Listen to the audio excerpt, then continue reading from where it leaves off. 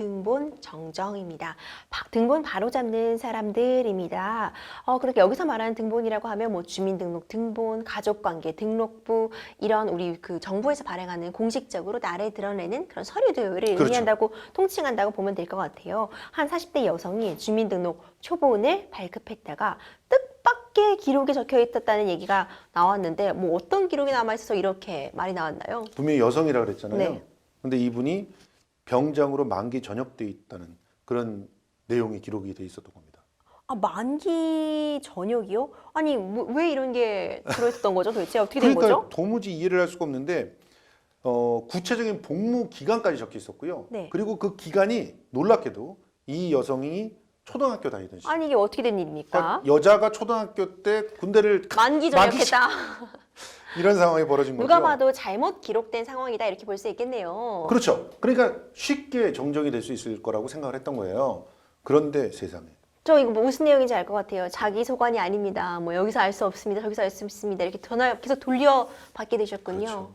수십 통의 전화를 걸었는데 책임을 지고 그것을 어떻게 바꿔야 되는지 알려주는 사람도 예, 없고. 그렇습니다. 그리고 이 주민등록 정정 신청서 사유라고 하는 게 매뉴얼에 있잖아요. 그러면 이제 우리가 정정 신청을 하려면 예를 들어서 서식대로 딱 적고 사유에는 몇 번 사유 뭐 이런 식으로 적으면은 아주 간단하게 끝나는 일인데 사유가 없어요. 그러니까 그 내용을 다 일일이 적어야 되는 거예요. 그러다 보니 결국은 이런 방법을 알아내는 데까지 3주가 걸렸고 그리고 정정될 때까지 더 많은 시간이 걸렸던 것이죠. 34년 전에 누군가가 전역 신고를 할 때 주민등록 번호를 잘못 적은 거 아닐까라고 그렇죠. 추정을 합니다. 뭐 그때 일하시던 공무원이 실수를 했을 그렇죠. 게죠. 단순 오기였던 거죠. 그런데 이 단순 오기도 결과적으로 이렇게 고통스러운 과정을 겪어서 겨우 수정이 됐다라고 하는 겁니다. 아니 이 사건도 전 너무 재밌는 것 같아요. 최근 TV 프로그램을 통해서 멀쩡히 살아 있었는데 사망 신고가 돼서 예. 이 멀쩡히 살아 있는 사람이 사망 신고가 돼서 뭐 조적을 정정했다. 그러니까 이때는 호적이었던 거죠. 호적, 가족관계 호적. 등록부를 정정했던 사람들의 사연이 좀 줄줄이 나왔었잖아요. 그러니까요. 한 그 종편 프로그램에서 차모 씨의 인생이 공개가 됐습니다. 그런데 재적 등본이라고 하는 것을 갖고 나와서 방송을 한 거예요. 재적 등본이라고 하는 것은 사망했을 때 발행이 되는 등록부에서 제적됐다, 사라졌다라고 하는 걸 띄워주는 그런 서류 있지 않습니까? 근데 살아있는데 왜 재적 등본을 갖고 있는 거냐? 그러게요. 그랬더니 객지에 돈 벌러 나가서 교통사고 당해서 어렵게 이렇게 살고 있는데 집에도 안 오고 그러니까 죽었다고 사망 신고를 해버렸다고 아버지가 얘기를 했다는 거예요. 그러니까 이 아버지 입장에서는 그 마음을 또 이해를 하죠. 본인은 식물인간이 돼서 어렵게 살아 있는데 그런데 멀쩡히 누군가가 또 살아 있다고 되면 우리나라에서는 또 이 복지 시스템에서 아주 문제 있는 부분들이 이런 부분 중에 하나인데 네. 우리나라는 의무 부양인 제도라고 하는 걸 두잖아요. 근데 부양자가 있으면은 무조건 의무적으로 뭐 부모든 혹은 자식이든 부양을 해야 되는 거예요. 네. 그러니까 뭐 나는 분명히 그 사람과 연을 끊고 전혀 오가지도 않고 이렇게 살고 있는데 그래서 나는 1인 가구고 뭐 여러 가지 혜택들을 갖다 복지적으로 받아야 되는데 그렇지 않은 거예요. 증명서상에는. 그러면은 이런 분들이 이제 사망이다 이런 식으로 일방적으로 또 네. 처리를 할 수가 있는 거죠. 그것도 굉장히 어렵습니다만 그렇게 처리를 해가지고 또 이게 받아들여지면 난데없이 그 사람은 어딘가에서 자기가 제적이 돼 있는 상황이 돼버리는 거죠. 그러면 우리나라는 있잖아요. 이 주민등록 제도가 굉장히 잘 돼 있는 나라지 않습니까? 네. 굉장히 잘 돼 있다는 건 또 어떤 의미냐? 여기에 누락되면 그냥 존재하지 않는 인간이 된다는 거죠. 그렇죠. 그게 어떻게 보면 평론가님 되게 잘 말씀해 주신 게 너무너무 잘 돼 있기 때문에 이게 만약 틀린 정보가 들어간다. 들어있다면 공신력이 엄청 높은 문서잖아요. 그러니까요. 정말 큰일이 나게 되는 거죠. 아무것도 할 수 없어요. 우리나라에서. 그러니까 이 부분 때문에 요즘에 이제 많이 얘기가 되는 것이 아이들이 태어나자마자 출생신고를 의사가 직접 하게끔 해라. 이런 얘기들이 나오는 것도 역시 아이는 태어났네. 근데 출생신고는 안 하거나. 특히나 그 엄마가 주로 해야 돼요. 요즘에 이제 남자가 할 수 있게도 해놨는데 예전에 굉장히 어려웠거든요. 굉장히 어려웠죠. 그런 상태인데 두 사람은 갈라졌네? 근데 엄마가 혹시라도 책임을 안 져? 이러면 이 아이는 분명히 출생을 해서 대한민국 국민으로서의 온갖 혜택을 받아야 됨에도 불구하고 찾을 수가 없는 거죠. 찾을 수 없을 뿐만 아니라 아무런 혜택을 받을 수 없어요. 이런 상황이면 어디 가가지고 이 신생아들한테 마땅히 나오는 복지적 혜택들 아무것도 안 됩니다. 그러니까 결과적으로는 이런 것들을 갖다가 좀 상황이나 그런 특수성들에 맞게 뭐 수정을 한다거나 또 그렇죠. 뭐 빨리빨리 그 다른 사람의 그런 어떤 책임하에서 기록이 되게끔 한다거나 이런 조건들이 있어야 되는데 너무 빡빡하다. 그러다 보니까 이런 문제들이 벌어지는 것이죠. 아니, 또, 실제로 네. 사례 중에서 참 황당한 사례가 하나 있어서 제가 네. 참 이 우픈 사례를 꼭 소개를 해드려야 되겠다고 생각했던 게 베트남 전쟁을 참전했던 용사가 있었습니다. 네. 유모 씨였는데요. 이 유모 씨 같은 경우는 베트남 전쟁에서 포로가 됐어요. 그런데 당시 총에 맞아서 실종이 돼가지고 포로가 된 거거든요. 네네. 그러면 동료였던 그런 그 병사들은 이 사람이 총에 맞았다는 걸 기억하고 있지 그렇죠. 않습니까? 그런데 우리가 구하러 가지 못했고 그랬다. 그러면 포로가 됐다고 생각을 하지 않고 사망했다고 생각을 한 거죠. 그래서 국내에서 유해라고 하는 게 사실 몸의 일부 이런 게 아니라 유품. 이 유품이 같이 와서 합동 장례를 치렀고 그리고 국민묘지 안장까지 한 거예요. 네. 그런데 이분이 나중에 73년에 포로 돌아오게 교환하면서 돌아오신 포로 거죠. 교환이 되면서 돌아오게 돼요. 그럼 이분은 어떻게 해야 돼요? 그래서 지금 어떻게 정정이 됐나요, 변호사님? 부활이라고 정말 부활이라고 썼나 봐요. 진짜 부활로 기록이 됐어요.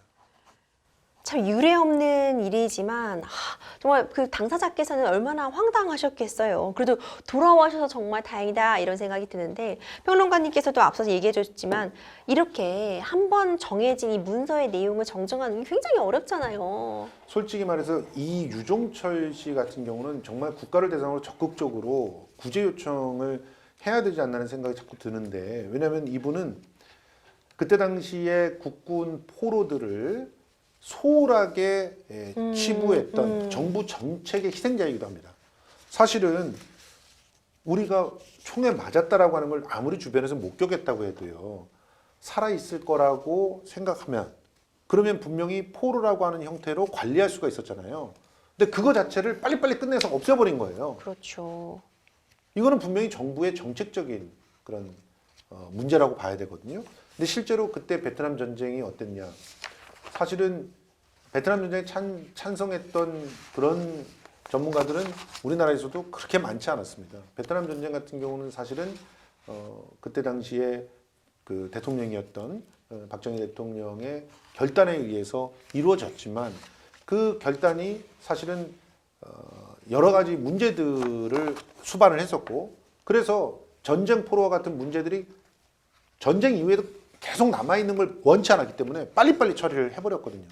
그 문제는 지금까지도 이렇게 고통받는 사람들을 만들어낸 거라고 볼 수 있는데 미국 같은 경우는요. 전쟁 포로들 끝까지 포기하지 않습니다. 그래서 끝까지 마지막 한 명까지 모셔오거나 유해로라도 반드시 모셔와서 유해가 확인된 다음에 포로를 사망자로 이렇게 기록을 하거든요.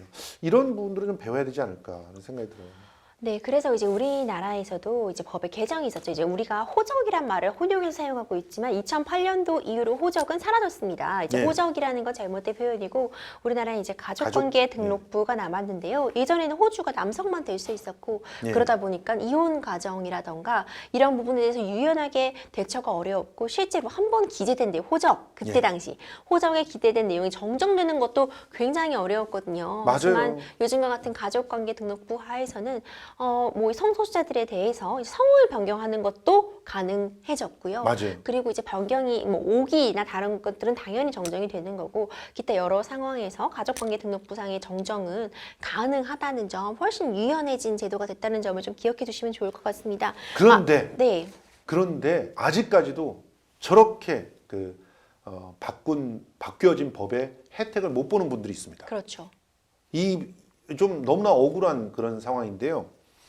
며칠 전에 그 제주 제주 4.3 사건 얘기를 안 할 수가 없죠. 기억하시죠? 74주년이 된 날이었습니다. 그런데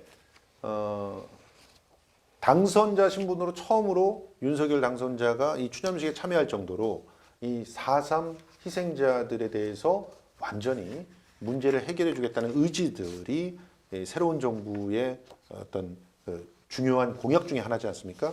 그러면 이들이 이제 희생자로 기록이 되면서 국가폭력의 희생자이기 때문에 마땅히 보상, 배상을 받아야 되는 입장이잖아요. 그런데 유족으로 인정조차 못 받는 사람들이 많아요. 그럼 이분들은 어떻게 해야 되느냐? 이런 문제들이 만들어진 겁니다. 그래서 한 유족은 대법원장에게 직접 편지를 썼어요. 왜 이런 편지를 썼냐면 이분이 호적이라고 하는 것이 잘못되어 있는 상태에서 자기가 분명히 유족임에도 불구하고 호적상에는 유족으로 기록이 안 되어 있었기 때문에 그렇죠. 이 당시에만 해도 아까 말씀드린 것처럼 남성 귀주였기 때문에 아버지가 먼저 돌아가시게 되면 아이가 태어났다. 그러면 이게 복잡해지기 때문에 이제 아버지의 사망 신고를 하지 않은 채로 뭐 아이를 다시 출생 신고를 한 다음에 사망 신고를 한다거나 그렇죠. 이런 식으로 뭐 큰아버지 밑으로 들어간다거나 하면서 가족 관계에 불일치가 일어나는 경우가 정말 많았습니다. 그렇기 때문에 여전히 가족 관계 불일치 등의 문제는 좀 풀어야 될 과제로 남아 있다고 볼 수 있을 것 같아요. 지난해 제주 4.3 사건 진상 규명 및 희생자 명예회복에 관한 특별법이 개정되면서 말씀해 주신 것처럼 보상이 이루어지고 있는 만큼 이제 가족관계 특례 조항 신설 등을 통해서 이런 가족관계 불일치 부분도 좀 쉽게 그렇게 어려운 절차 거치지 않고 좀 이루어져야 되지 않을까 이런 생각이 드네요. 그런데 여기서 우리가 하나 꼭 기억해야 될 것은 이제 분명히 법에는 그런 특례 조항까지 만들면서 유족들이 자기의 진짜 그 아버지를 잘 찾고 또 가족들을 잘 회복시켜서 여러 가지 배상 보상을 갖다 받을 수 있게끔 배려를 했는데 네. 대법원으로 올라가서 대법원 규칙을 마련할 때 피해자만이 호적을 정정할 수 있게 했던 거예요. 근데 피해자는 돌아가셨잖아요. 유족이 정정할 수 있게 해줘야 되지 않습니까? 그렇죠. 그리고 유족들이 일정한 자기를 갖다 신분을 증명할 수 있는 증거 자료들을 제시하면 이것이 될 수 있어야 되는데 대법원 규칙은 그 가능성을 박탈해버린 상황이어서 지금 어려움이 많아서 대법원장한테 직접 편지를 쓴 거니까 이런 부분들도 우리가 한번 네. 기억을 해주셔야 되지 않을까 하는 생각을 합니다.